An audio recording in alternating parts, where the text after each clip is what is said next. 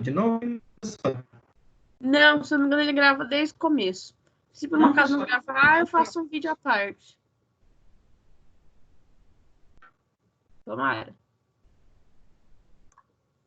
Então, aqui, ó, eu vou oxidar. Então, de álcool oxidando, ele vira o quê? Oxidação de carbono dupla, tá? E aí, oxidação de aldeído, tá? Não quero saber mecanismo, não quero saber nada, só quero saber o produto de oxidação, tá? Nessa daqui, eu posso ter dois tipos de oxidação. Uma oxidação mais branda e uma oxidação mais forte, tá? Nessa do meio aqui. Então, pode ser qualquer um dos dois produtos, eu vou estar aceitando, ok? Nessa de baixo aqui, apresente o produto formado nas seguintes reações de Grignard, tá? Vimos reagentes organometálicos e Grignard. Carbono negativo vai atacar o carbono positivo nos dois casos aqui, tá? Então, só por o produto, não quero mecanismo, não quero nada, é só produto, é papo. Essa questão aqui, que eu acho que é a 11ª ou 10ª. Não, sei lá que questão que eu tô aqui, já me perdi. Explique por que os reagentes organometálicos necessitam ser preparados em éter anidro e não podem ter agrupamentos hidroxilas em sua estrutura. Não preciso colocar estruturas complexas, é só explicar mesmo, escrever com as palavras. Se quiser desenhar alguma coisa para explicar, fiquem à vontade, mas não é obrigatório fazer isso, tá? Só quero a explicação disso daí. Essa próxima questão, a gente fez uma parecida em uma das listas aí atrás, tá? Então, reações de Grignard são todas. Então, a primeira aqui, eu já tenho o nosso substrato e o reagente. Eu vou querer o produto. E depois, a partir do produto e o substrato, eu descubro quem são os reagentes. De novo, não precisa colocar qual que é o mecanismo, nem nada. Eu só quero saber quem que é A, B e C. Só isso, tá? Não precisa encher linguiça, não, que não é necessário.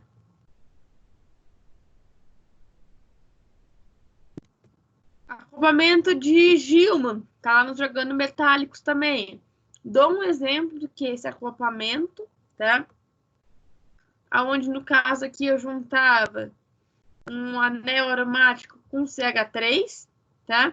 E eu quero, a partir dessa molécula aqui, que eu vou, como se eu fosse fazer uma retrossíntese. Esse aqui é o nosso produto. Quais são os reagentes que eu vou formar, tá? Ou seja, quais são as matérias de partida para obtenção desse fenol aqui. Aqui também tem algumas possibilidades de corte, tá? Fica aberto, tem mais questões que eu tenho mais de uma resposta possível, tá? Próxima questão. Tem bastante questão, mas são rápidas até, tá? Eu falo que essa prova aqui, em menos de uma hora, eu sentei e resolvi ela inteira, tá? Isso porque a maioria dessas coisas eu não sei de cabeça, tá? Como você converteria esse formaldeído quimioseletivamente nos dois produtos apresentados?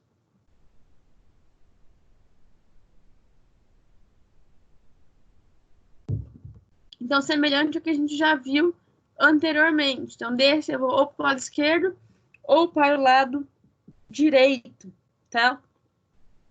A dica que eu dou aqui é, para o lado esquerdo, eu vou ter, deixa eu ver, 1, 2, 3, 4 etapas, tá? E no lado direito, uma única etapa eu consigo fazer, tá?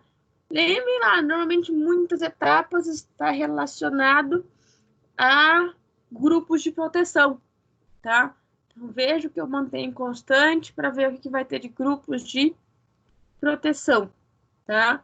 Então, fica a dica aqui. 3 ou 4 etapas, depende se vocês quiserem economizar uma nesse meio, que dá para economizar. E, nossa, quanta questão.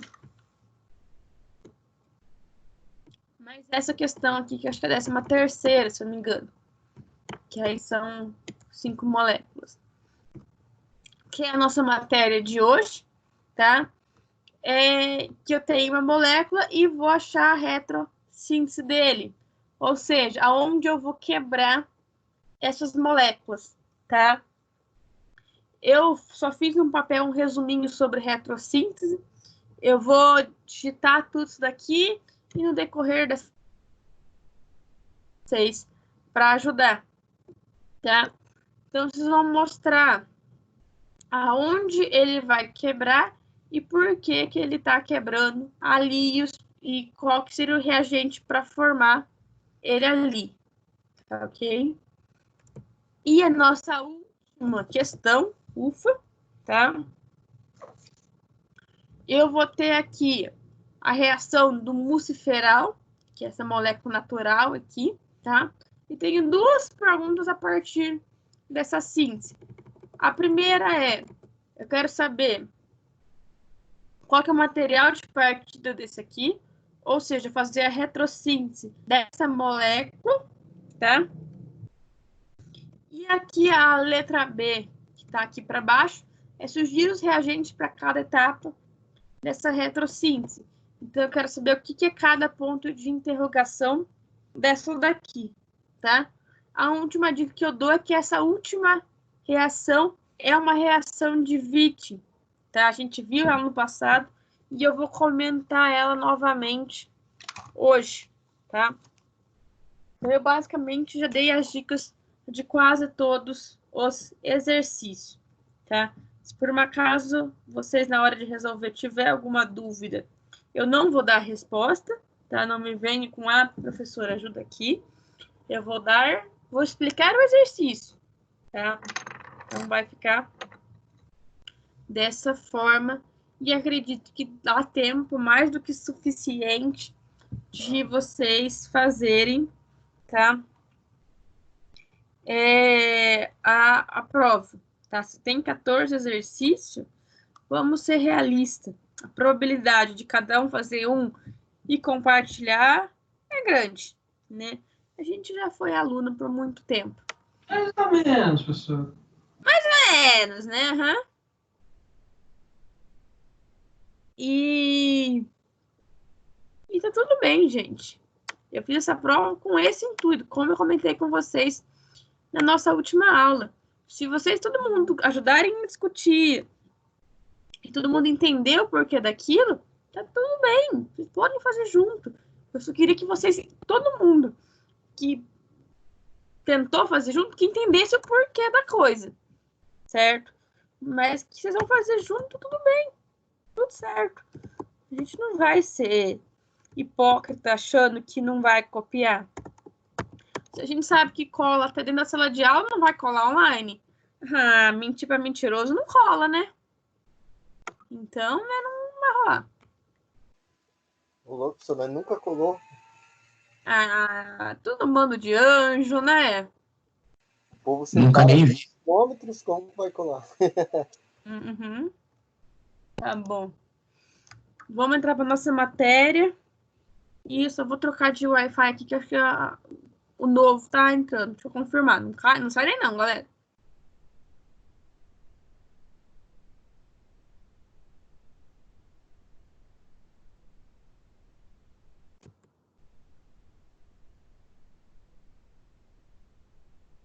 Pronto.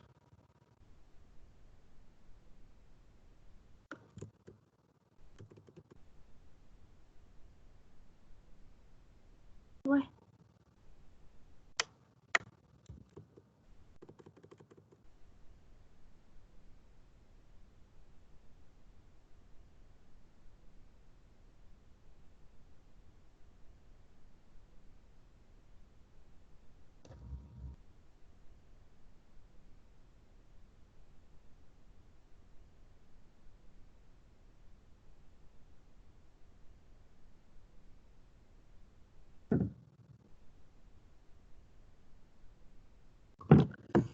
vamos lá, eu não lembro onde eu parei semana passada, tá?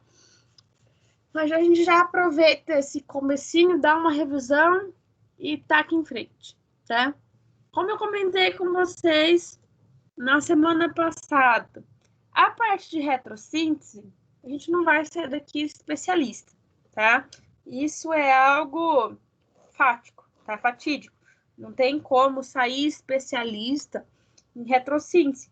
Para fazer retrossíntese é muitos anos de experiência e aulas aí, um semestre inteiro, dá para a gente falar sobre retrossíntese se a gente quiser, tá? Aqui eu trouxe alguns quesitos sobre a nossa retrossíntese que eu acho importante a gente saber, tá? Como eu falei, nossa prova eu fiz ela de consulta simplesmente porque é muita matéria e vocês vão ter que consultar. Não adianta achar que vocês vão saber tudo de cabeça, é ingenuidade nossa achar isso, tá? Então, aqui semana passada eu comecei a falar dessa molécula, falei da rota sintética complexa dela, falei dessa questão da nossa seta, tá? A nossa seta retrosintética que nós temos, que ela é um pouquinho diferente.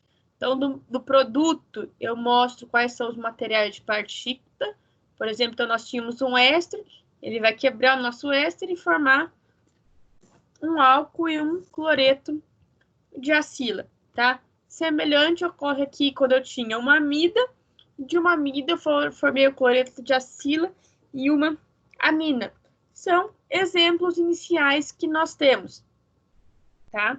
E aí a primeira regra que nós temos na nossa retrossíntese é que nossas reações têm que ser conhecidas e principalmente confiáveis, tá? Por quê? Eu tenho que ter certeza que aquela reação tem uma grande chance de ocorrer, senão não faz sentido eu achar que vai quebrar num lugar e só porque eu acho que aquilo ali tá certo, sendo que nunca foi feita a reação daquela síntese, tá? Então, o exemplo que eu dou aqui é da aminoside, aqui, tá? Onde tem uma amida. Toda vez que a gente pensa numa amida, como a gente forma uma amida, tá? Eu tenho um cloreto de acila mais uma amina. Então, eu poderia quebrar ela simplesmente aqui, tá? E aí vai algumas coisas para a gente lembrar. Se eu tenho um cloreto de acila na nossa molécula e tenho um ácido carboxílico, ele consegue fechar em um anel. Então, nosso material de partida acaba virando esse daqui, tá?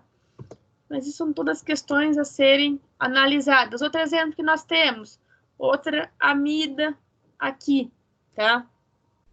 Então, de novo, um lado vai ser a nossa amina e o outro lado seria, por exemplo, nosso cloreto de acila. Mas eu posso mudar, certo?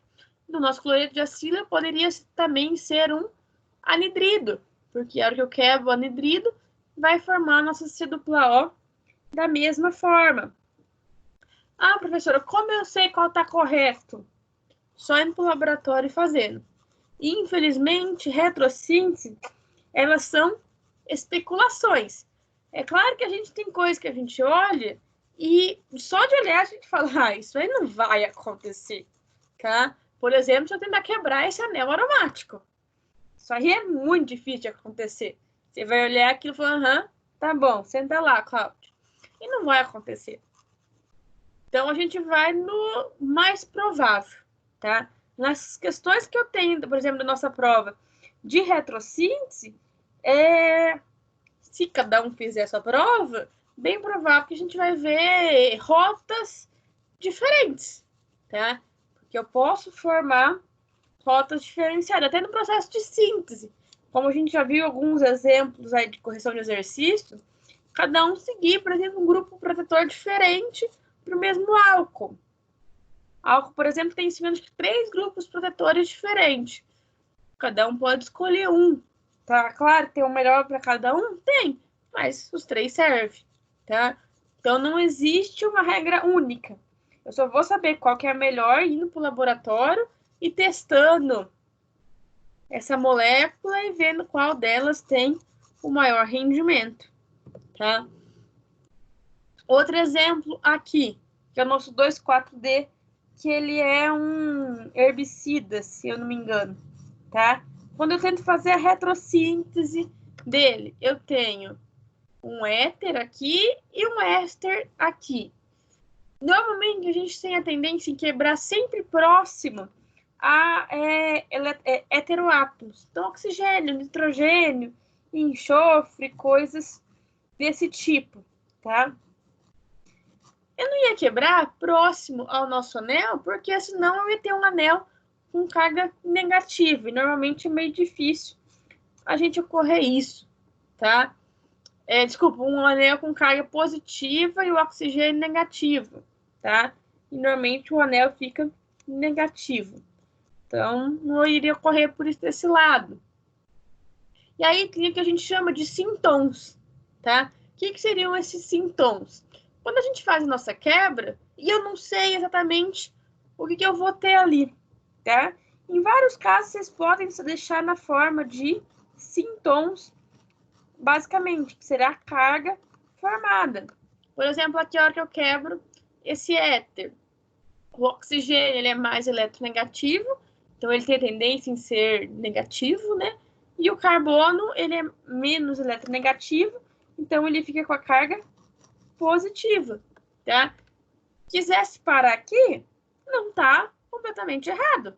Já está 99% o nosso exercício certo, tá? E aí eu posso achar os reagentes que são equivalentes. Então, o oxigênio é negativo.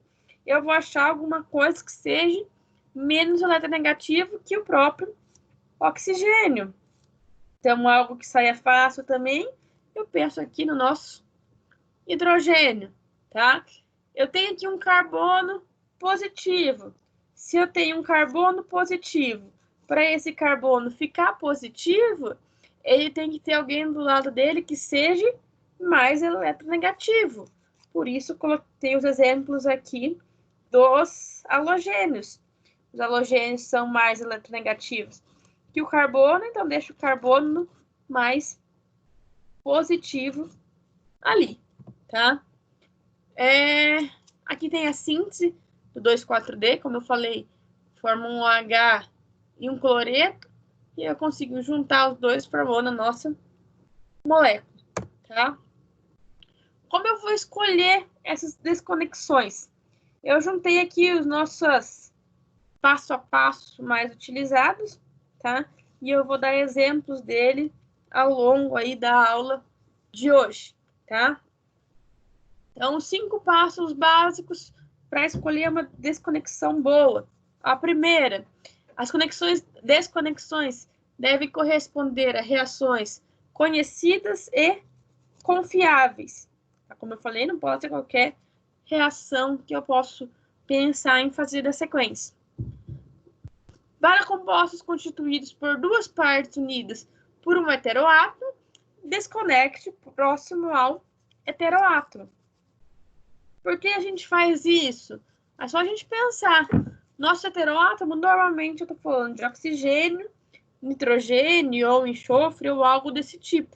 Mas normalmente oxigênio e nitrogênio são os principais. Os dois são mais eletronegativos do que o carbono. Então, eles vão ficar com carga negativa e o carbono com carga positiva. E aí, aquela velha expressão, os opostos se atraem. Se eu formei um citon com carga negativa e outro positivo, na hora que eu for tentar pensar nessa síntese, é fácil pensar que os dois grupos vão reagir, tá? Terceiro, considere desconexões alternativas e escolha rotas que evitem problemas de quimioseletividade. Geralmente, isso significa desconectar grupos reativos primeiro, tá? E aí eu consigo tornar a nossa molécula mais fácil. Porque se eu desconectar os grupos mais reativos primeiro, a gente tem que pensar que os primeiros que eu vou desconectar são os últimos que eu vou reconectar. E isso, na hora da nossa síntese, vai facilitar bastante, tá? Use desconexões para 2 grupos sempre que possível. Ou seja, eu tenho 2 grupamentos próximos entre si. A gente vai ver relações de 1 para 1, 1 para 2, assim por diante. Sempre que eu tiver esses grupamentos próximos um do outro, se eu desconectar normalmente nesse meio aí, é facilmente depois eu conseguir reconectar eles. Mas como eu falei, terá vários exemplos aí para a gente ver na sequência. E o último que a gente tem, converter em grupos funcionais baseados em oxigênio para facilitar a desconexão carbono-carbono, tá? Uma coisa que eu venho falando para vocês lá desde o primeiro dia de aula é que eu formar a ligação carbono-carbono era uma tarefa relativamente complexa, tá? Sendo que a gente viu a maioria dela falando dos organometálicos agora no final do nosso semestre. Então, a gente consegue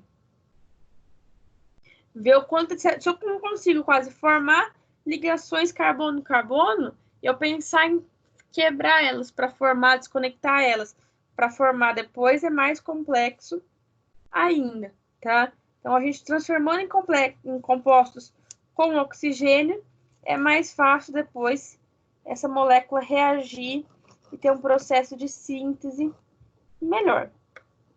Tranquilo? Tá? Aqui, ó, o que eu comentei com vocês lá atrás, tá? Cuidado com escolhas ruins. Acho que é o mesmo molécula que eu tinha lá atrás. Um éter perto de um anel aromático. Se eu desconectar ele aqui, nosso anel aromático vai ficar positivo e o oxigênio negativo. Ou seja, é uma péssima escolha. Isso aqui não ocorre, tá? Pensa que no enxofre é semelhante ao oxigênio. Se eu faço essa quebra carbono e enxofre aqui, aí eu tenho uma escolha boa, tá? Enxofre ficando negativo, carbono positivo, tá? Faz muito mais sentido essa desconexão, tá? E aí eu posso transformar esses sintomas aqui com carga nas moléculas que nós vamos ter.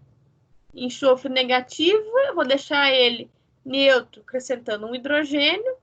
E aqui o carbono está positivo, eu uso provavelmente um halogênio para que ele fique neutralizado, tá? E aí, uma vez que a gente faz o processo de síntese, a gente pode, processo de retrossíntese, a gente pode aplicar a síntese dessa molécula para confirmar se a nossa proposta está correta. E aí a gente consegue ver que realmente ela forma o nosso produto de interesse. Seguindo o nosso próximo exemplo, tá? Tem 2 retrossínteses aqui que eu posso ocorrer, desculpa, uma só, tá? Aqui eu tenho um éster de um lado e uma amina do outro. Qual dos dois eu vou começar a fazer retrossíntese? No caso aqui, eu comecei a tirar esse grupamento carbono aqui, tá? Que daí ele é mais fácil de ocorrer no final. Então, eu retiro esse carbono, então eu faço essa quebra carbono-nitrogênio. Como eu comentei, quebrar perto de heteroátomos é mais fácil, tá? Então, quebrei carbono, nitrogênio de início aqui, e depois eu tenho o nosso éster. Nosso éster eu posso tirar o álcool aqui, transformando em ácido carboxílico. E aí, se eu tentar fazer o processo de síntese, a gente vê que chega realmente na nossa molécula. Então, eu tinha aqui um ácido carboxílico e uma amina, reagindo com o álcool, formando um éster, e depois eu chego na nossa molécula alvo, que era essa daqui. Acho que eu cheguei até essa parte aqui na semana passada, se eu não me engano.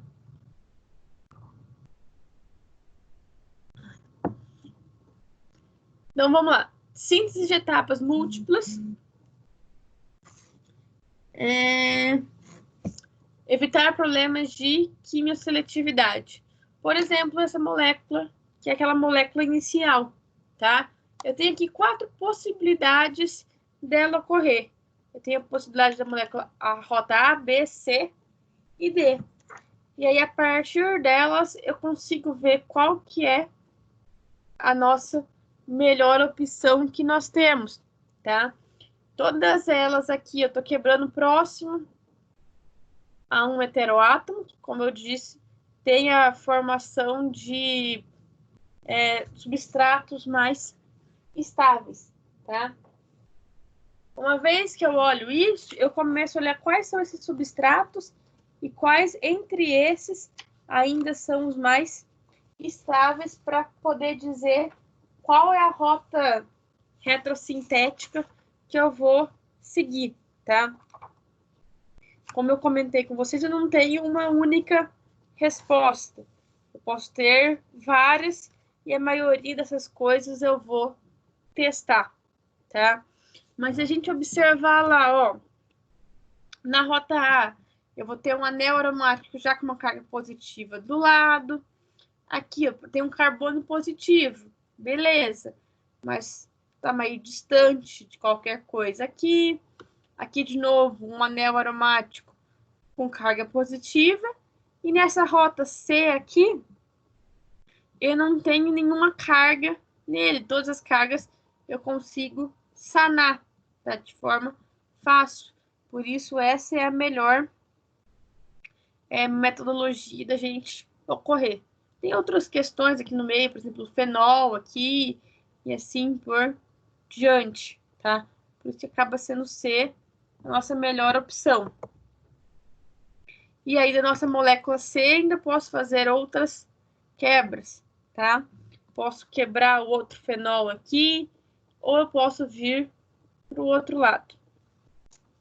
Aqui são alguns exemplos para a gente ver.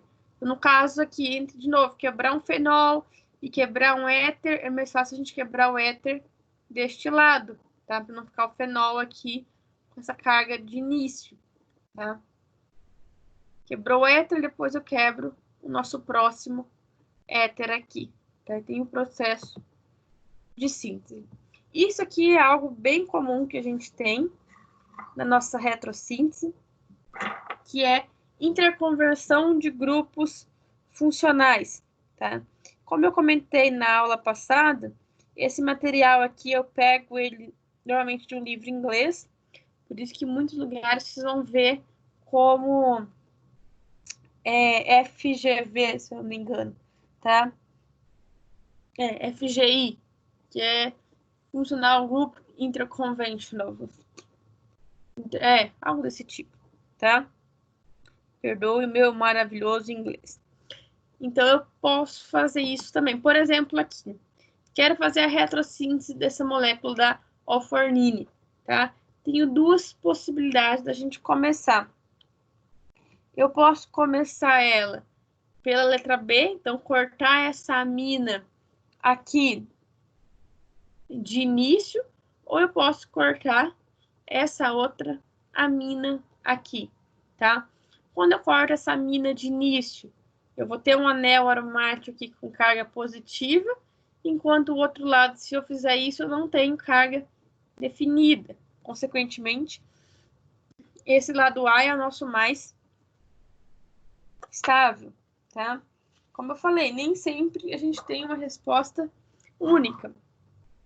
Se, por exemplo, na prova, vocês estiverem fazendo e vocês acharem que o lado B é melhor, se vocês justificarem bem, tá tudo certo. Como eu falei, essas coisas a gente só consegue confirmar qual é a melhor rota na prática. Se eu fizesse as 2 rotas e aí analisasse qual das 2 teria o maior rendimento possível, tá? Então, o que a gente pode fazer aqui, tá? Usei a rota A, então, como eu comentei, é a melhor rota que nós temos. Só que aqui eu tinha um cloreto de acila, tá? E aí, o cloreto de acila é extremamente reativo. O que eu posso fazer? Transformar ele em um ácido, ácido carboxílico, que é um pouco menos reativo. Então, eu só coloco aqui, ó, interconversão de grupo funcional, pode colocar IFG, que é a tradução em português, tá? E eu já troco de cloro para OH. E aí eu faço as próximas quebras, tá? Por que a gente faz isso? Porque quando eu tenho aqui o cloro reagindo, depois nossas moléculas para reagir, é melhor que eu tenha aqui, então, o nosso ácido carboxílico, que é um produto de partida muito mais comum do que um cloreto de acila, tá? Outro que a gente vai ver é com relação às interconversões com aminas, tá? Quando eu tenho uma quebra em relação ao nitrogênio, o que eu tenho a formação? Quando eu quero uma ligação carbono-nitrogênio, tá? Tem essa desconexão aqui. Então, um dos lados, ele vai virar uma amina, do outro lado, consequentemente, ele vai entrar um halogênio, tá? E aí eu consigo formar depois a nossa molécula de volta, tá? Só que muito cuidado para essa reação, tá? Porque conforme eu vou adicionando grupamentos no nosso nitrogênio aqui, ele vai se tornando cada vez mais reativo. Então, é raro essa reação parar numa aminação, numa amina secundária, tá? Ela tem a tendência em formar uma amina do tipo quaternária, tá? Então, teria que cuidar muito da estereoquímica da nossa reação, da estequiometria, desculpa, e aí acertar essa reação. Por exemplo, aqui, tá? Eu quero formar que essa reação anterior que nós já vimos, tá? Eu tinha uma amina primária, transformei ela em secundária, tá? E por que da secundária eu não consegui fazer a terciária? Eu tenho aqui grupamentos retirador de elétrons, o que deixa essa amina pouco reativa. Mas isso é uma exceção que nós temos. Então, cuidado da presença de nitrogênios.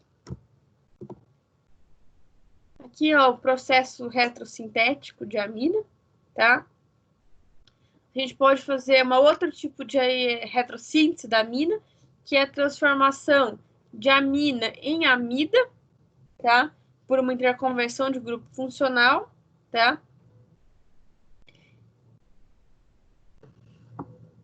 E aí a quebra de amidas, nós já falamos anteriormente. Então, eu quebro um cloreto de acila e uma amina. É uma rota mais segura da gente obter, tá? Então, a rota sintética seria o inverso. Então, eu tenho nossa amina que reage com cloreto de acila, formando nossa amida. E aí, o processo de redução de amida, nós já vimos anteriormente, formando, então, as nossas aminas aqui, tá? A maioria dos nossos slides eu tenho o processo de retrossíntese em cima e o processo de síntese embaixo para a gente comparar, tá? Outro processo de retrossíntese aí de amida, então não vou entrar muito em detalhes, que tem bastante coisa para a gente ver. Então, nosso nitrogênio, ele vira amida, da nossa amida eu consigo quebrar, tá? Isso facilita bastante. Outro processo de retrossíntese que a gente tem é a formação de amina virar imina, tá? Que aí impede também esse processo. Então, eu tenho uma redução de amina, ele vira imina, e eu quebro essa imina, tá? A imina vai formar uma amina de um lado, e do outro lado aqui eu já tinha um carbono com C dupla, só que em vez de o nitrogênio, vai ser o C dupla O. E aí o processo de síntese é sempre o processo inverso, tá? Não tem grandes segredos aqui. Aqui tem um processo muito maior, de uma retrossíntese maior, do octafenantil, tá? Tem amida ali presente, tá? Então, se eu tenho amida presente, eu sei que eu já posso começar pela quebra da nossa amida ali, tá? Então, o que eu vou ter? A quebra da nossa amida, ficando a amina de um lado, uma amina secundária, e um cloreto de acila do outro. Beleza, quebrei aqui. Aqui embaixo ainda é uma molécula grande, eu não posso sair dela como ponto de partida, tá? Se eu não posso sair dela, eu vou fazer uma conversão. Como eu falei anteriormente, aminas raramente a gente vai reagir só amina com amina, tá? A gente tinha duas possibilidades, ou transformar em amidas, ou transformar eles em mina. Aqui, para transformar em amida, pelos carbonos em volta, eu não consigo. Eu só consigo formar a nossa imina, tá? Quebra a nossa imina, e aí eu tenho nosso material de partida. E a gente vê exatamente esse processo que a gente viu de retrossíntese, o inverso dele formando a nossa síntese. Então, eu tenho aqui nossa acetona, que reage com uma amina, formando uma imina. Aqui é a formação de imina. Da imina, eu vou reduzir essa imina para formar amina. E essa amina, reagindo com o cloreto de acila, forma a nossa molécula alfa. Então, tenha em mente que a síntese é sempre o inverso da retrossíntese, ou ao contrário, tá? Aqui eu tenho formação com amida, tá? Então, são coisas que a gente já viu. Não são exemplos que acaba repetindo aqui. Então, eu consigo aqui, ó, no carbono de baixo, eu não conseguiria formar uma amida, porque eu tenho um carbono terciário aqui e não tem como eu pôr uma C dupla O. Mas no carbono de cima, eu tenho um carbono com duas ligações só. Então, eu consigo pôr uma C dupla O aqui, tá? Se eu consigo pôr essa C dupla O aqui, eu formo nessa conversão, formando, então, a nossa amida, quebra a nossa amina, formando nosso composto inicial.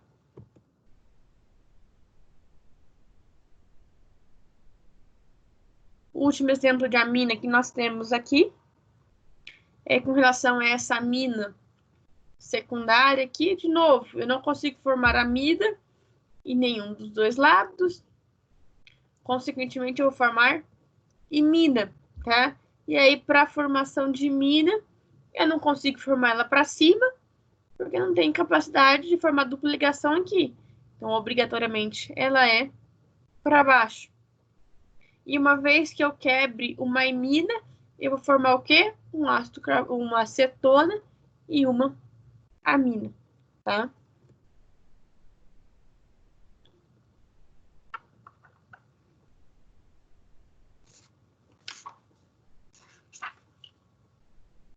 Vamos lá. Vamos para mais um tópico que nós temos, tá? Que a desconexão de dois grupos são melhor que um. Repare que os nossos títulos, normalmente, eles vêm relacionados àquelas sequências que estavam lá naquelas dicas do como fazer as desconexões de forma melhor, tá? Uma coisa puxa a outra. Por exemplo, aqui, nessa molécula que eu tenho de exemplo, eu tenho um álcool de uma ponta e tenho o nosso éter aqui, tá? Eu ponho duas possibilidades de quebrar esse éter, ou do lado A ou do lado B. Se eu quebrar do lado A, eu não vou ficar com um OH aqui e o outro OH aqui, como a gente pode ver aqui, dois OH aqui e esse grupamento que vai sair aqui. Só que daí a gente tem um grande problema. Porque dois OH na mesma molécula, eu vou ter problema de quimioseletividade. Ou seja, eu vou ter que ver qual das dois OH vai ser mais reativo, vou ter mais subprodutos, e assim por diante. E a gente não quer isso. A gente sempre quer a formação de reações rápidas e fáceis. Se eu quebro do outro lado, eu vou ter dois grupos funcionalizados, o que está tudo bem. Então, de um lado vai formar um álcool, onde eu tinha um éter, e do outro lado vai formar, tem um outro álcool aqui com carga positiva. Bom, carbono com carga positiva, eu penso em ter um heteroátomo ali junto, que o heteroátomo vai ser um halogênio, ele vai ser mais eletronegativo, consequentemente ele vai puxar mais os elétrons, deixando esse carbono positivo. É o mais lógico da gente pensar, tá? Mas não é isso que ocorre. Por quê? Eu posso ter um processo mais simplificado ainda. Em vez de adicionar o bromo, eu simplesmente vou fechar essa perninha positiva no oxigênio.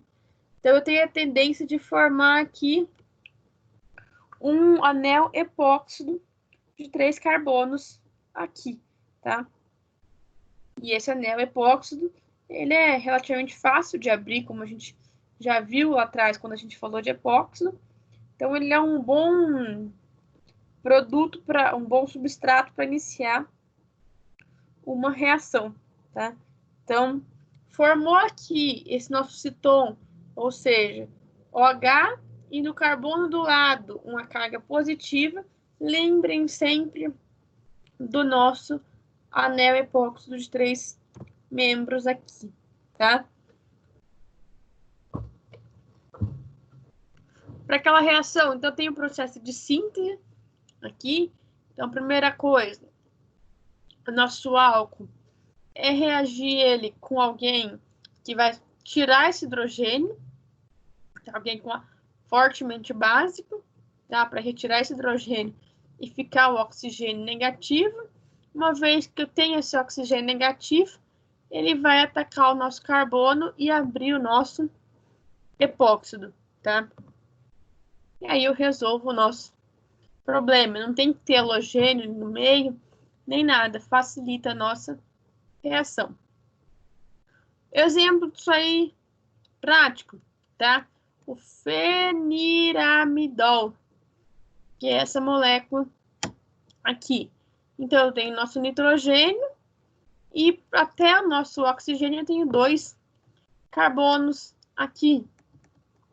Se eu fizer essa desconexão do nosso nitrogênio, né? Eu não vou fazer próximo ao anel, raramente elas acontecem, né? Então, eu vou fazer desse lado o nitrogênio. Então, eu vou sair aqui uma amina e desse outro lado, desconexão 1, 2, esse carbono ele vai fechar em um anel epóxido, tá? Que é o que a gente tem quando a gente faz a síntese, ó, tem 70% de eficácia dessa síntese. E isso, para uma reação orgânica, é uma eficácia muito boa, tá? Aqui a gente começa a falar de nomenclatura dessas desconexões. Então, ó, desconexão 1, 2. Então, entre 2 heteroátomos, 2 carbonos aqui no meio, tá? São nomenclaturas que a gente tem. Não sei até quanto ela ajuda pra gente, mas saibam que a gente tem essas nomenclaturas aí. Mais alguns exemplos, tá? Então, nitrogênio, 1, 2, oxigênio. Eu vou quebrar o nosso nitrogênio. Fechei o nosso anel epóxido, tá? Uma vez que eu fechei o nosso anel epóxido, eu ainda consigo quebrar aqui e saída desse anel epóxido. Eu consigo fazer 2 quebras. Como eu sei que eu cheguei no melhor material de partida, tá?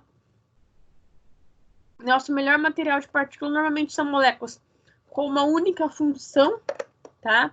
Então, ou é álcool, ou é acetona, ou aldeído e assim por diante. E moléculas relativamente simples, tá? Aqui tem um cloreto e um epóxido.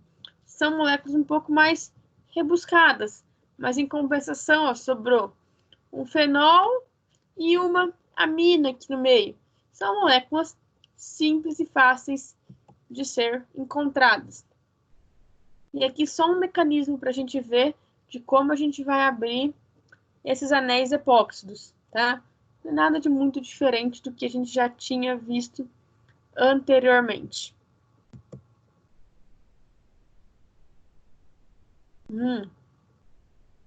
Isso é interessante, tá?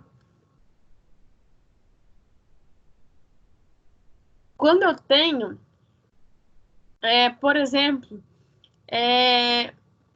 três grupos aqui muito próximos entre si, ou melhor, eu tenho uma C dupla O entre dois heteroátomos, tá? Um carbamato aqui no meio. Eu consigo retirar esse carbamato daqui desse meio, tá? Eu tirando esse carbamato de uma vez, eu vou formar de um lado álcool, o outro lado eu fico uma amina, tá? E como vai sair esse carbamato? C dupla O, e aí um lado OMe, o outro lado OMe. É como se fosse um éster duplo ali, cada um de um dos lados, tá? Que a hora que eu reajo ele depois, eu vou saindo cada um desses grupos, que são bons grupos de saída, tá? E aqui novamente ficou entre um nitrogênio, tá? Lembra que também pode ser oxigênio, tá? E um OH eu tenho distância de 1 e 2, tá? 2 carbonos. Então, de novo, eu consigo quebrar aqui para formar o nosso anel epóxido. Então, de novo, quebra 1, 2, desconexão. E aí eu tenho uma amina, eu consigo quebrar a nossa amina, tá? A gente vai ver que muitos dos casos ele acaba se repetindo nas moléculas. E é isso, gente. Não tem muito segredo dessa parte de retrossíntese. É olhar o que já foi feito e aplicar para outras moléculas, tá? São 8h40. Vamos parar nossos 15 minutinhos e depois a gente continua, que ainda tem bastante slide para a gente terminar, tá? Então, 8h40, 5 para as 9 a gente volta.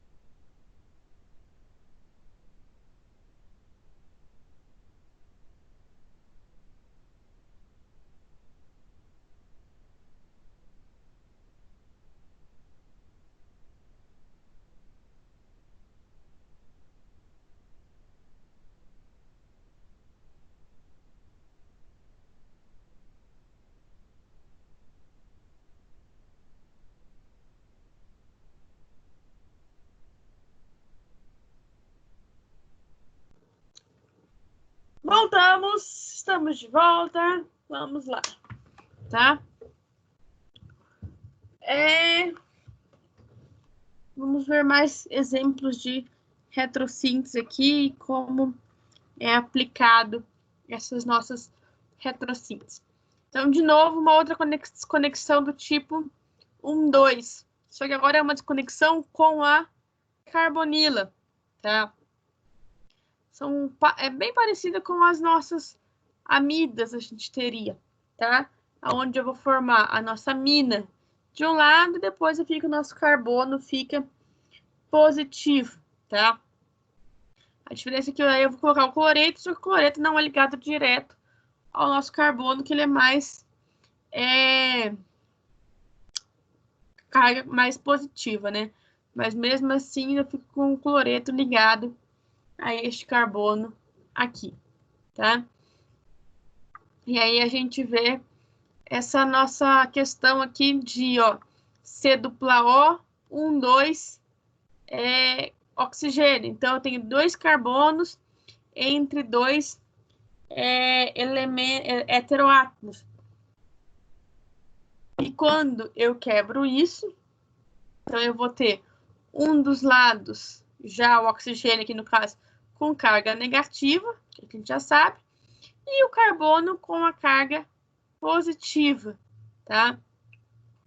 E aí, a partir desse sintoma aqui, eu formo o nosso reagente. Se eu preciso do carbono positivo, eu vou ter o bromo negativo aqui. E a gente consegue confirmar pela nossa retrossíntese. Se eu quiser, a partir desse reagente aqui, fazer a retrossíntese dele, ou seja, deixar ele mais simples ainda, eu consigo retirando esse nosso bromo aqui, mas não é necessário chegar tão detalhadamente. Outro tipo de desconexão que a gente tem é a desconexão do tipo 1,3, tá? Como vai ocorrer essa desconexão do tipo 1,3?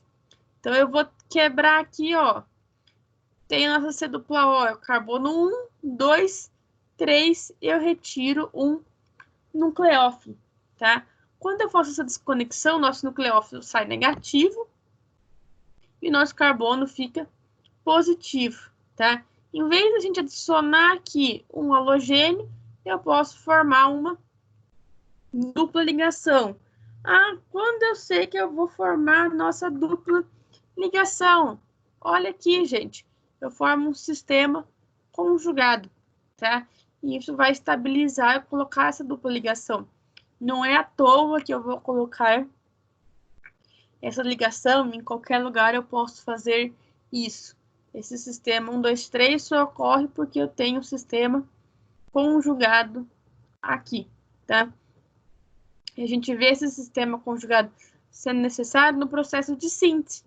Quando eu tenho nosso reagente aqui, o nucleófilo, atacando ele, o fato desse sistema estar conjugado vai fazer toda a nossa diferença, tá? Outro exemplo aqui. Aqui eu tenho um éster, tá? Então, de novo, 1, 2, 3 para, no caso, o enxofre. Poderia ser o oxigênio, por exemplo, até o nitrogênio. Então, sai esse lado e aqui o carbono iria ficar positivo, certo? Então, tem nosso sintoma positivo. Para eu compensar ele, eu coloco a nossa dupla, tá? Esse carbono vai ligar a um oxigênio com dupla e vai fazer a nossa ressonância aqui. Segue o mesmo padrão de exemplo aqui. Então, ó, dupla 1, 2, 3. Tiro o nosso nitrogênio. Carbono ficou positivo, eu formo a nossa dupla ligação aqui, tá? Então, vimos relações mais com eletroátomos. Agora a gente começa a ver desconexões entre carbonos.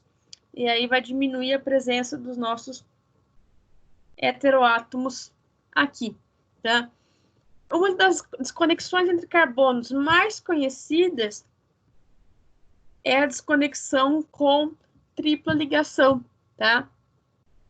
Porque quando eu tenho uma tripla ligação, ela é extremamente reativa, tá?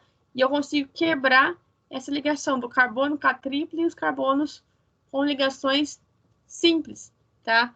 Nosso carbono, ele fica negativo, tá?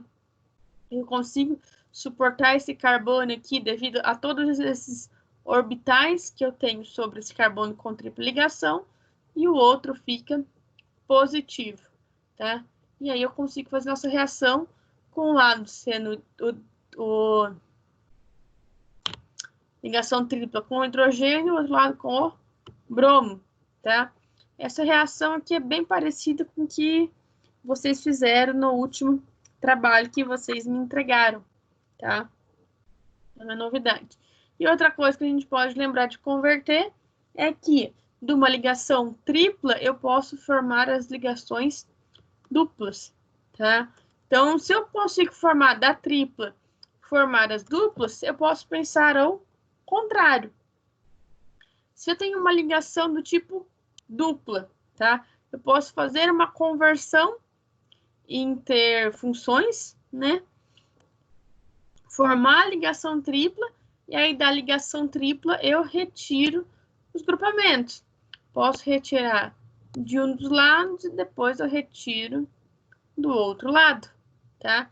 E aí eu tenho a formação de diversos grupamentos simples aqui, tá?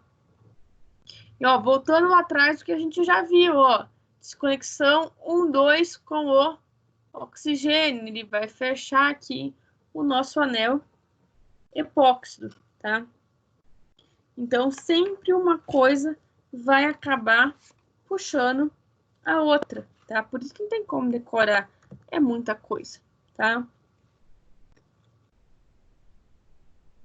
Outro exemplo aqui parecido que a gente já viu.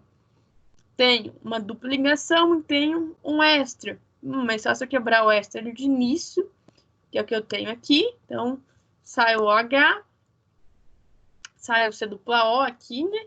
Fica o OH de um lado. Tenho uma dupla ligação, faço a conversão na tripla, tiro de um lado da tripla, depois eu tiro do outro lado da tripla ligação, tá? E aí eu consigo resolver a nossa molécula. Aí, se a gente olhar o processo de síntese, olha algo que seja interessante aqui para a gente observar nessa síntese. Se a nossa molécula de partida era essa, por que eu estou usando essa com esse anel aqui? Lembre na matéria passada dos grupos de proteção, tá? Eu estou protegendo esse OH com o THP, aqui é um grupo de proteção, para que esse oxigênio não seja atacado inicialmente, tá? Porque ele só vai ser atacado lá no final. Como eu sei que ele só vai ser utilizado no final? Porque ele foi o primeiro a ser quebrado. Então, eu protejo esse oxigênio para que eu possa fazer tudo o que eu quiser na outra ponta da nossa molécula e deixar essa ponta livre.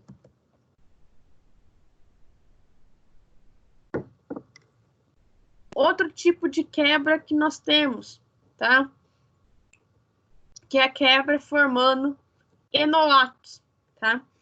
O que são os nossos enolatos, tá? Primeira coisa, vamos lembrar o que é uma função enol que nós tínhamos, tá? Função enol, quando a gente pensa numa função enol, é um carbono com dupla ligação, E1, OH do lado, tá? Que ele pode ser convertido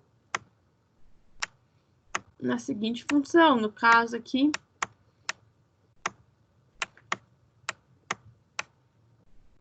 C dupla O, tá? E esse hidrogênio iria vir para cá, tá? Quando eu pego, por exemplo, essa função aqui, tá? Eu vou estar representando ela C dupla O, OH, O, ET, e tenho a nossa carga negativa aqui.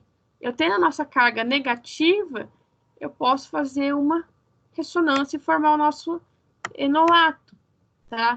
Então, a dupla vem para cá e a C dupla O, a C dupla oxigênio, sobe, formando o nosso produto, que é o nosso enolato.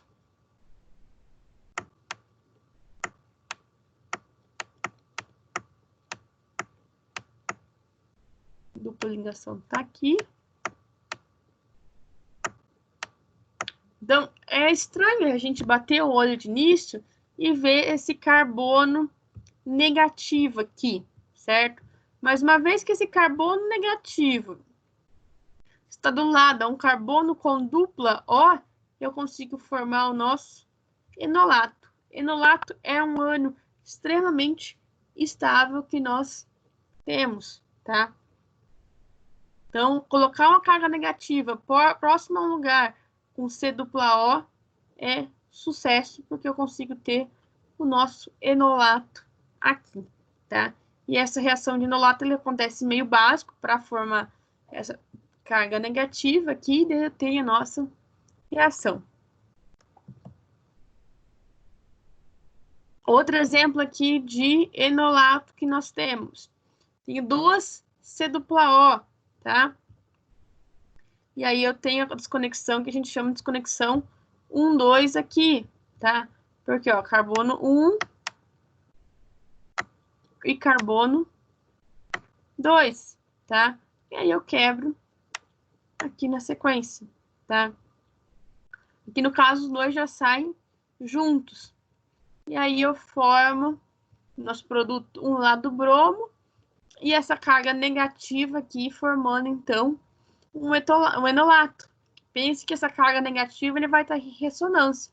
Uma hora ele vai estar nesse oxigênio, outra hora ele vai estar nesse outro oxigênio, sendo uma molécula extremamente estável, tá? Como eu falei, se eu tenho essa molécula aqui, eu posso pensar, nessa carga negativa, eu posso pensar de ter a C dupla O etanol aqui, porque eu formo o nosso enolato aqui. Então, no caso aqui, ó, eu quebrei, de novo, ligação do tipo 1, 2, que eu tenho aqui. Então, C dupla O é 1, 2 aqui, dos carbonos. Sai uma parte com o bromo, formou o nosso enolato. E para esse enolato ficar mais estável, ainda eu coloco desse outro lado, aqui é um carbono, C dupla O, OET, né? Que aí essa carga negativa, onde eu teria aqui, ela consegue estabilizar para os dois lados do nosso oxigênio. Tá? Outro processo de retrossíntese, tá? Tendo a presença de carbono e fósforo aqui, de novo eu vou quebrar próximo ao nosso heteroátomo, no caso, nosso fósforo. Mas não é nosso foco, tá? Quero chegar nisso daqui, tá? C dupla O e C dupla O. Aqui no meio é um ótimo carbônio, tá? Então, eu formo essa ressonância aqui. Então, sai tudo isso aqui numa única molécula, como a gente pode ver aqui. Nossas conexões mais comuns, então, de carbono-carbono que nós temos é com relação às ligações triplas, tá? Ter cetonas e aldeídos aqui, ésteres, com 1, 2 aqui para formar os nossos nossos enols, tá? Nossos enolatos. E aqui eu posso quebrar também, por mais que seja um pouco mais raro de eu ocorrer, tá? Então, aqui o oxigênio, eu posso fazer uma outra quebra de ligação, que é a ligação 1, que a gente faz.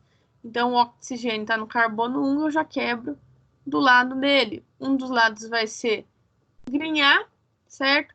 E o outro uma C-O. Por que a gente usa essa relação, tá? Porque um dos lados C no Grignard, como a gente já falou no carbono Grignard, tá? No uso de Grignard, carbono negativo, ele vai atacar o oxigênio e vai tirar essa dupla ligação, tá? Então, o uso de Grignard é bem comum para a formação de ligações carbono-carbono.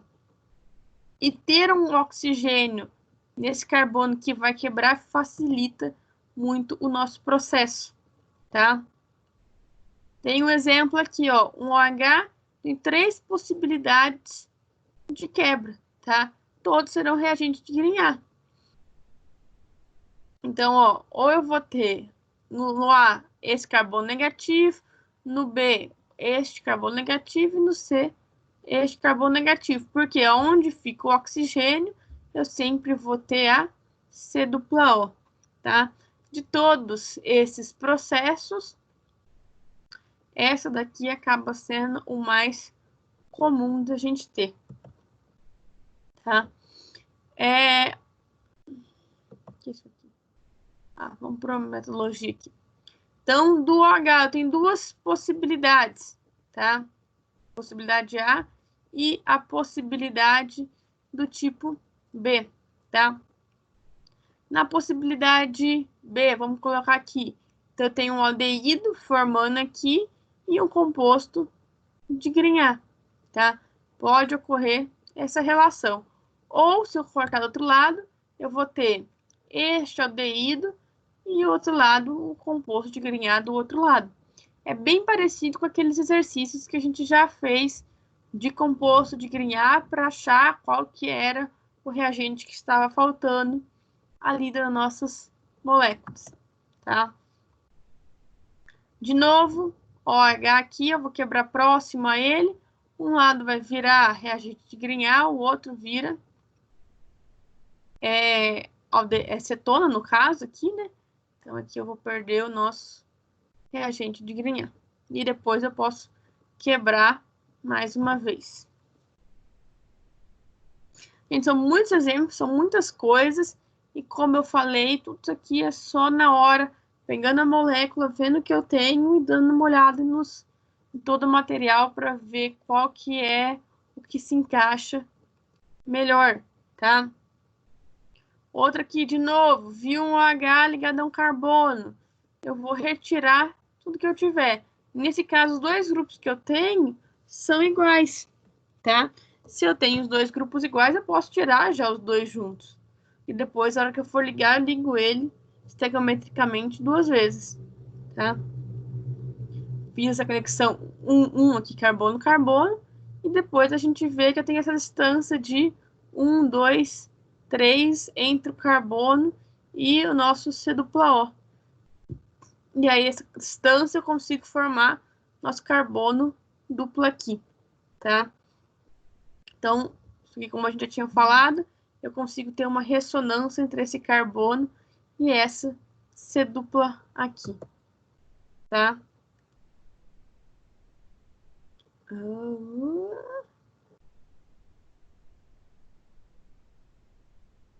Outra coisa que a gente tem que tomar cuidado, tá? Que eu só consigo fazer a reação de Grignard tendo OH. Eu não posso ter inicialmente uma C-O e querer fazer Grignard. Eu tenho que fazer uma conversão.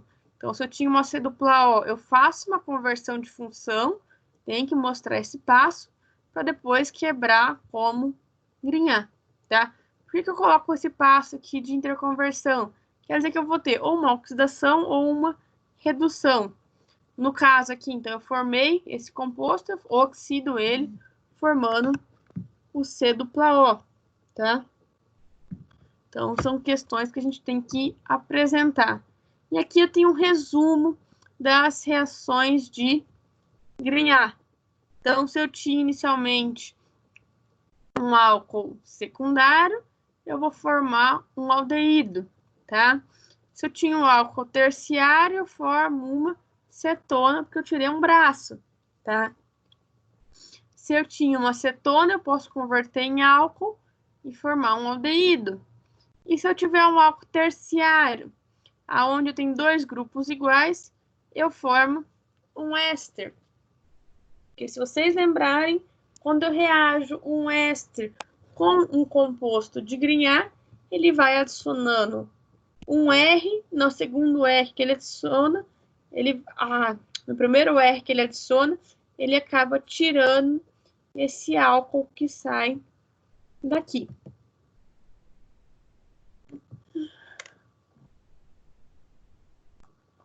Com relação aos nossos cetons, tá?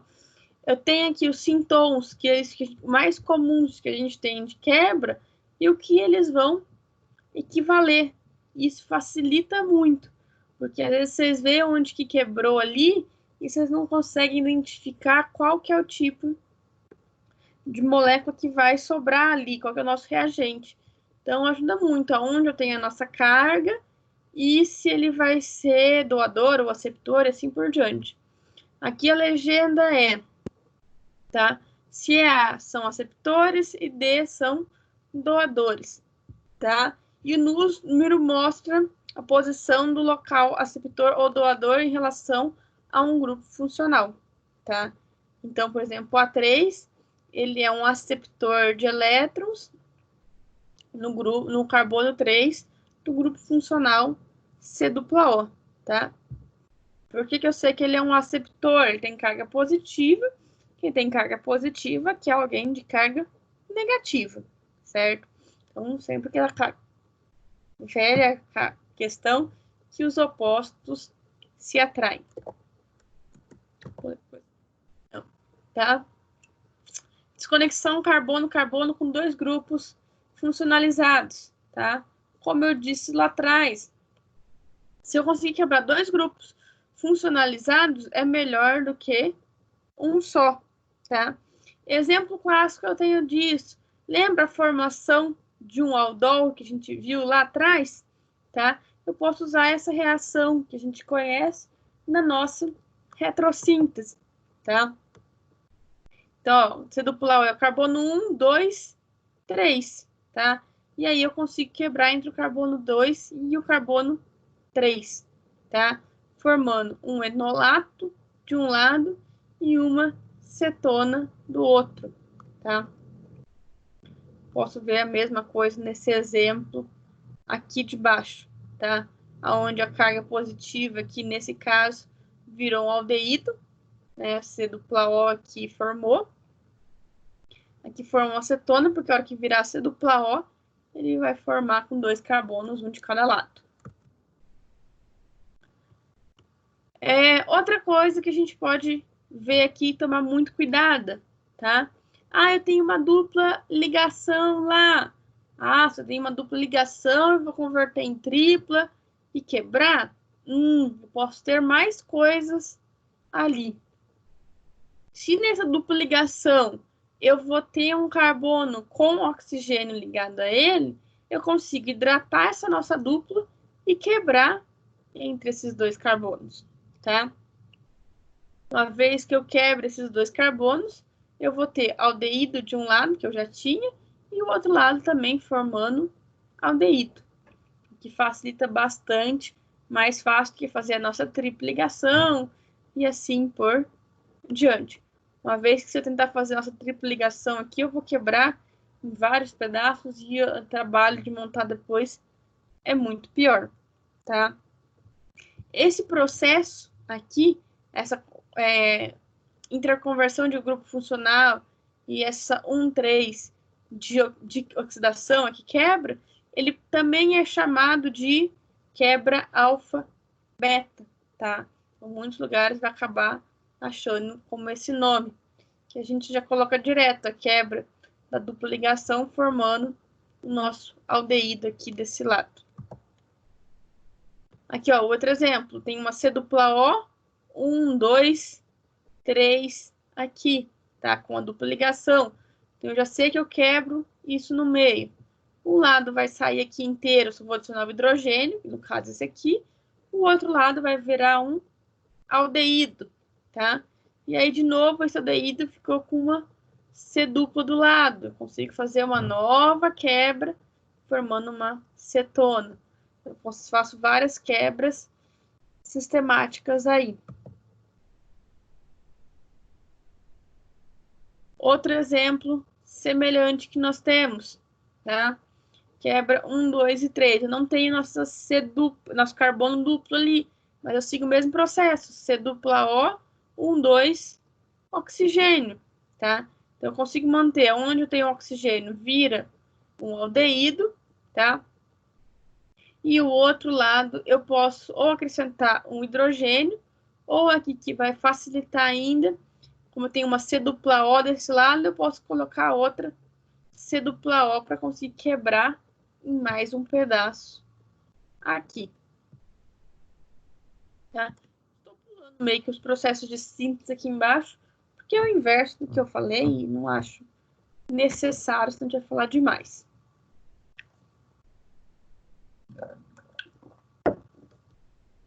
Mais um exemplo aqui, já com vários processos que a gente já viu até agora. Então, primeiro, quebra da nossa amida, tá? Quebrei a nossa amida, formou o nosso cloreto de acila. Do nosso cloreto de acila, eu pude converter ele em ácido carboxílico. E eu tenho a nossa quebra aqui, ó, carbono 1, 2, 3, tá? E vou quebrar entre o carbono 1 e 2, tá? Ficando de um lado este, o outro lado vira sempre um aldeído ou uma cetona, depende se isso aqui tiver uma dupla mais substituída ou não, tá?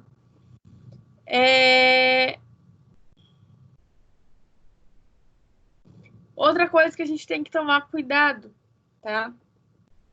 Ó, quando tem 2 oxigênios e um carbono no meio, eu posso retirar esse acetal aqui do meio, isso vai facilitar bastante, tá? Eu abrindo esse anel, tirando esse carbono aqui, eu vou ficar com os 2 OH sobrando ali, tá?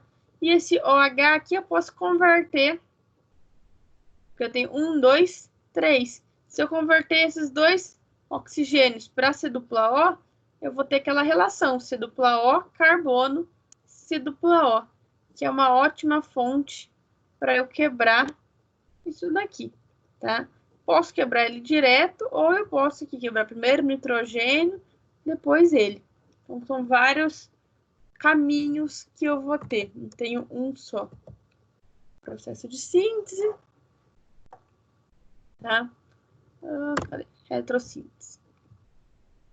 Tenho aqui o nosso oxigênio no carbono 1 e no carbono 3 eu tenho uma amina, tá? O que eu vou fazer? O que a gente chama de desconexão nitrogênio-carbono 1,3. Então, tá no carbono 1, o outro no carbono 3. Ocorre nesse meio, entre o carbono 1 e o carbono 2. Quebrou aqui, vira um lado aldeído e o outro lado mantém o nosso cianeto. Ele pode estar tanto a 1,3 quanto a 1,2, é o mesmo processo, tá? Transformo em cianeto aqui e vou quebrar essa nossa molécula. A única questão é que eu sempre vou manter aí formação de aldeído aqui. Poderia ser cetona também, tá?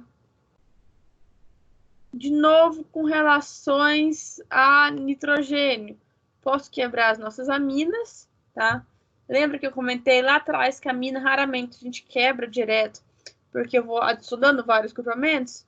Como aqui é o mesmo grupamento, não tem grandes problemas, tá?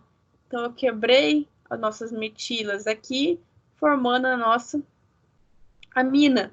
Uma vez que eu formei a nossa amina, ela vai ser oxidada formando uma nitrila, e aí eu tenho a nossa distância, 1, 2, entre o carbono do oxigênio e o carbono da... 1, 2, 3, carbono da nitrila.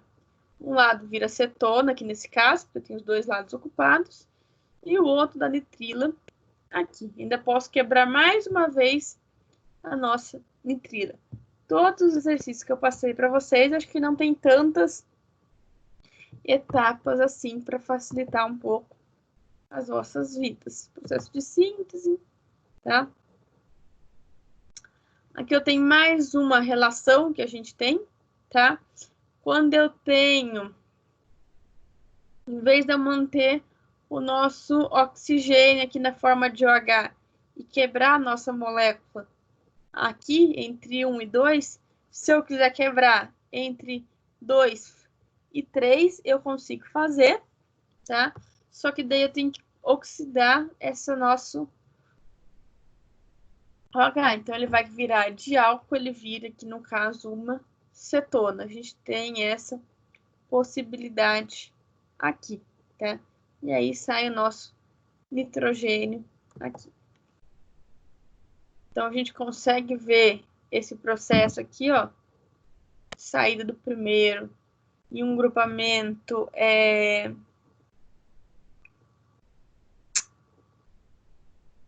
composto de Grignard, tá?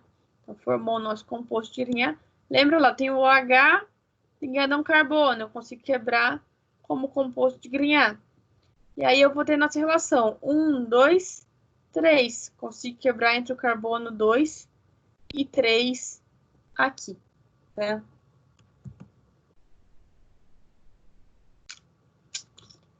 O que mais que eu tenho de importante aqui? Um éter. Eu vou quebrar um éter, como a gente já falou anteriormente. E aqui eu consigo, do nosso cloreto que eu tenho, converter ele para uma cetona. E aí segue o mesmo processo entre o carbono 2 e o carbono 3, tá? Condensação de Klein, tá? A gente já viu essa condensação nos ésteres, a gente vai ver a desconexão, tá? Então, quando eu tenho 2 OH aqui junto, 1, 2, 3, eu também consigo quebrar essa relação 2 e 3 aqui. Aqui tem todo um processo de síntese desse anterior, que não vem ao caso. Aqui tem mais exemplos para a gente ver, tá? Então, eu posso fazer a quebra inicial, tirar o nosso bromo aqui, e aí eu começo as nossas quebras. Quebro os dois lados nitrogênio, aqui carbono, nitrogênio, vai sair uma amina aqui, 2 OH e formou um enol, tá? Repare aqui o tanto de ressonância eu consigo fazer. Ó, as duplas do oxigênio podem vir para baixo, esse vem para cá e assim por diante, tá? Eu consigo quebrar bem essa molécula. E aí eu quebro na dupla aqui, tá? No enol, entre o carbono 1 e o carbono 3 que eu tenho. E aí formo nossos cetons. Lembrem lá, tem carbono positivo, vou adicionar um cloro aqui, e aqui adicionaria um hidrogênio. Aqui eu tenho um resumo dessas conexões 1, 3, que são várias que a gente viu, tá? Então, só a gente observar, tanto com OH, com C dupla O, C dupla O com carbono, carbono, e assim por diante. E aí eu tenho algumas coisas mais específicas, como os grupamentos 1, 5, que eles estão mais distantes entre si. Então, quando eu tenho um grupamento 1, 5, ele vai quebrar aqui entre o carbono 3 e o carbono 4, como a gente pode observar aqui, né? Aqui, de novo, segue questões que nós já vimos anteriormente. Então, tenho duas amidas aqui, uma amida conjugada, tiro o nosso nitrogênio, tá? E aí, a hora que eu quebro o nosso nitrogênio, os nossos carbonos aqui, eles vão ficar com uma relação de 1, 5, ó. 1, 2, 3, 4, 5. De novo, entre o carbono 3 e o carbono 4, eu consigo quebrar, tá? E aí, quebrei essa primeira parte, depois eu faço a 1, 2. Então, são vários processos que eu consigo juntar.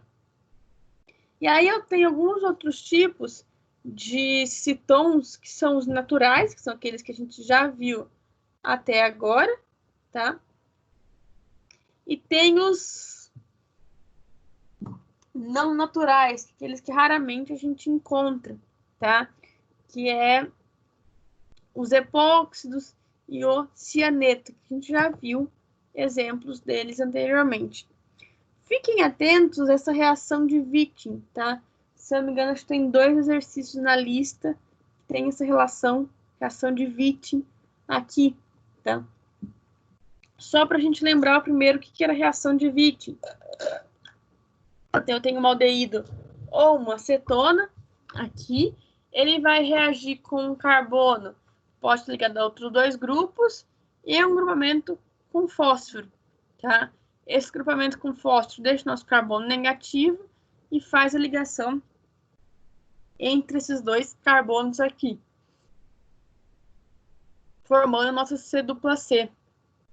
Mas sabendo dessa reação, eu posso fazer ao contrário, quebrar essa C dupla C para formar nossos reagentes iniciais, tá? Então, o que eu consigo fazer? Eu tinha, por exemplo, aqui 2 OHs próximos entre si. Esses OHs próximos entre si eu posso formar uma dupla, né? Eu posso dihidroxilar ele, tá? Tirar as 2 oxilas. Formei a dupla. E aí a dupla eu posso pensar ao contrário. Eu tinha nossa dupla aqui, eu quebrei. Um lado vai virar uma acetona e um aldeído e o outro lado com o fósforo. Então eu consigo fazer essa conversão. E lembrando que o grupo de fósforo ele pode vir de um álcool. Então, a gente viu essa reação de Wittig lá atrás. Outros exemplos que eu tenho aqui também com essa relação.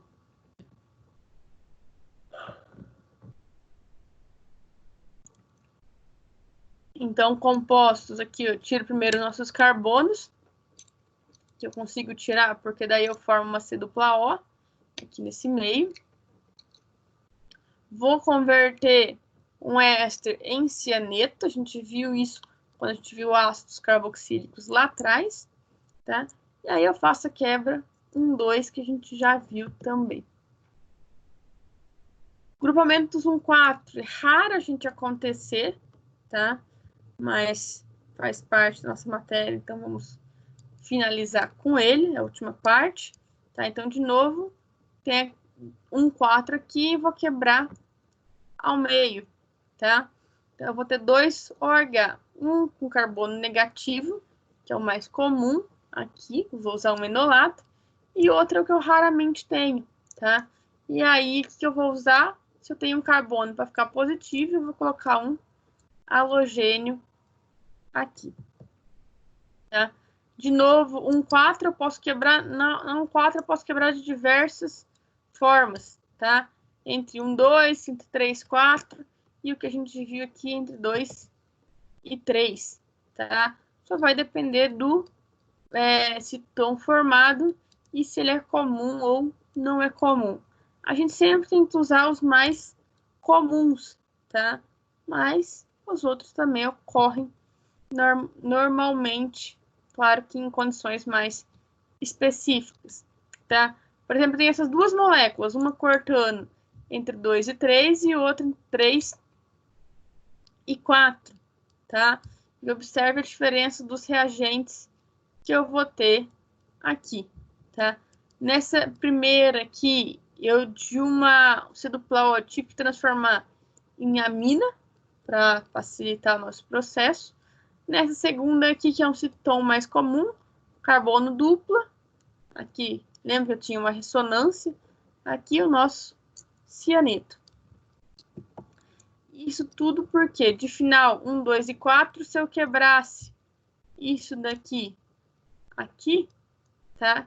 Eu só ia ter um tipo de reação que iria ocorrer com a C dupla O aqui próximo a um anel aromático, que é a nossa reação de Fidelkraft, que a gente falou lá em anel aromático. E aí a gente finaliza os nossa matéria de retrossíntese e tudo mais. Vocês viram que é bastante coisa, é coisa pra caramba, eu não vou negar, mas, como eu disse, matéria de orgânica não adianta decorar todas as coisas. É a gente entender mais ou menos carga negativa, carga positiva e assim por diante do que eu já falei 24 mil vezes. E não adianta decorar, por isso que eu sempre fui a favor, ainda mais de Orgânica 3, Orgânica 2, aí tem bastante matéria, que é prova com consulta. Ainda mais agora essa prova com 2 semanas para vocês realizarem. Então, a nossa disciplina ela mantém o mesmo esquema, é a nossa última aula hoje. Nossas próximas aulas vão aguardar as aulas presenciais.